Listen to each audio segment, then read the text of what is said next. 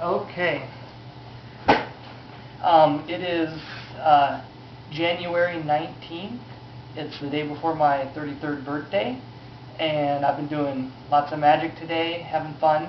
I actually got several magic books for my birthday, and this is one of them. This is the Essential Stuart James, and I've really been enjoying this book. I've never really seen Stuart James's magic kind of like this. I've probably seen a trick here or there, but to actually have this book and to see his magic, it's been a lot of fun. And I also got the Legendary Kabbalah, Tabular Volume 1, and J.K. Hartman's new book, Card Dupery. I think that's the name of it. And playing around today, I came up with a variation on Oraclew, which is a really well-known trick by Stuart James, and it's really kind of an interesting trick. I don't want to forget it, so I'm going to record it right away, and I really don't have a presentation. I've only done it several times, and so I might have to kind of think my way through this, but let's give this a try here.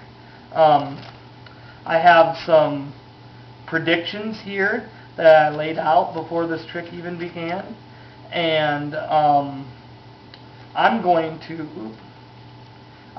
pick a number here. This is going to be my number. We're going to use it later on. And then, ma'am, if you could pick a number, and we'll say this is my wife because I'm going to need her name in a minute. Ma'am, if you would pick a number between 1 and 10, and make it larger than 1 though. Any number between 1 and 10. Something larger than 1. You got it? Okay. Good. I'll just dribble down. You can say stop wherever you'd like. Right there? Okay. Go ahead and take off the number of cards that you picked. So we'll say that the person picked 7. So they take 1, 2, 3, 4, 5, 6, 7. And I'm going to go through here, and I want you to pick your favorite card out of all those. So I don't know. I'll say my favorite card is the Jack of Clubs. That's my favorite. Okay? So as they're doing that, I'm back here holding the top of the deck. Okay? And then I'm going to pick this up, and then I have them put their favorite card without showing me on the top here, this half, and then I have them put the rest of their cards on there. Okay? Very good. So now we're just going to pick out some cards at random. First, let's use my number. I picked the number 15. So I'm going to just count down 15 cards. 1, 2, 3, 4, 5, 6, 7, 8, 9, 10, 11, 12, 13, 14. That would be the 15th card. And your number, it was 7. So let me count down 7 cards. 1, 2, 3, 4, 5, 6. That would be the 7th card. Okay? And this last one, let's be completely random. Why don't you just spell out your first and last name, just dealing 1 card for each letter of your name. Could you do that? Thank you. Elizabethenely.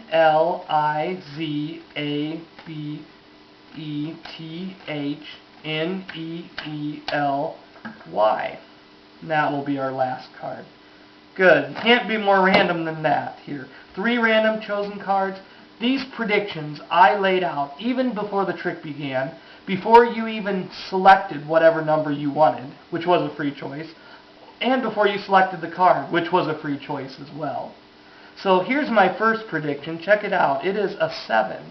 And that's right, you picked a 7. Huh, very interesting. My second prediction, can you guess what that is? Let's see. It's the Ace of Spades. Boy, I'm not sure what that means. Well, my secret number was 15. There's not even a 15 in the deck. I'm not sure. Maybe we'll have a little better luck with this last one here. This prediction is the Jack of Clubs, and I don't remember what? Oh, that was the card that you picked, the Jack of Clubs. So I predicted both your card, or your number, and the card that you freely selected at the beginning of the trick. But boy, that ace, I wonder what that means. You know, we did randomly come to these 3 cards. Let's take a look at what those are. The ace predicts the randomly selected cards, the aces there. Okay? So that's the trick that I came up with. And it's really based pretty heavily on Oraclew. So I like to call this Oraclew Aces, I guess. That seems like a good name for it. And it does require a setup. So let me explain it. You have the aces there. And then you're also going to need a setup here.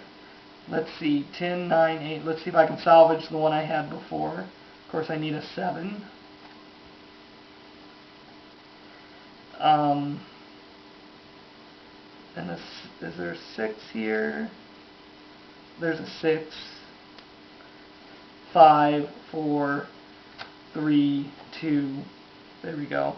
And then any card here as the last one. So what you have here is the 10 through 2, and then an indifferent card, and then just put one of the aces on top of that. Okay? So there's 10 cards and an ace. Okay? On top of the deck. Now, this isn't just a trick that you can do. I mean, it has a setup, so you couldn't do this walking around. You'd do it for friends to entertain them.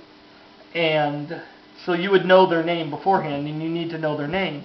And in fact, there should be, the ace here should have, above it should have as many cards as there are letters in the person's name.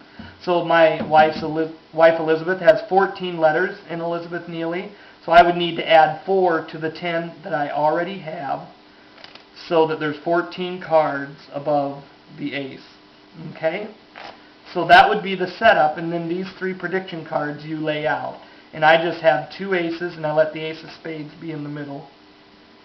Okay? And then at the beginning of the trick, start by saying that you're going to write down a number that you will use later on, and just write it down on a slip of paper. This number needs to be 1 more than the number of letters in the person's name. So Elizabeth Neely had 14 letters. So this needs to, my number needs to be 15. So I set that aside. And then I have the spectator think of a number between 1 and 10. And it can be any number, it just can't be 1. So they pick a number between 1 and 10. So let's say let's say they pick 4. Okay, just dribble down, and you can stop at any point, and they take the number of cards here corresponding to the number they chose. In this case, there's 4, and they pick their favorite one. So let's just do the Queen of Clubs this time. Okay, and I'm over here holding this, and as they're doing that, I just pick up this pile, and I ask them to put their favorite one back on top of this half, and then to take the rest of the cards, drop them on top of that, and then these go on top, but I hold a break here. And now just double undercut to the break, and you bring that whole stack here to the top. And because of the way Oraclew works, and the stack that you have, when you deal out your number, the spectator's number, and the spectator's name, this card is going to, the way that we have the stack, this one will be the number that the spectator chose. This one will end up being that 4th ace, and this one will end up being the spectator's card. So it works like that.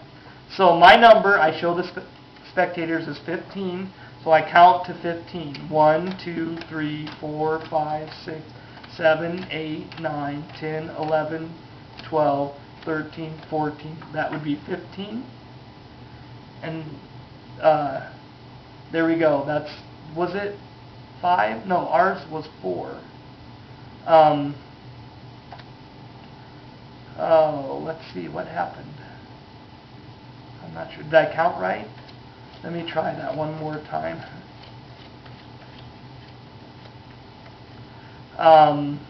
So you count 1, 2, 3, 4, 5, 6, 7, 8, 9, 10, 11, 12, 13, 14. This would be 15. That's a 5 again. Okay, I am not sure why this is not working out, but it should be. It worked out before. It should be a 4. Okay, so that is going to be that card right there. And now you deal out the spectator's number. 1, 2, 3. This would be 4. And that is going to be the ace. And now you pick these up, set them on top, and when they spell out their name, it should be the selected card, which was the Queen of Clubs. Let's hope. ELIZABETHNEELY. And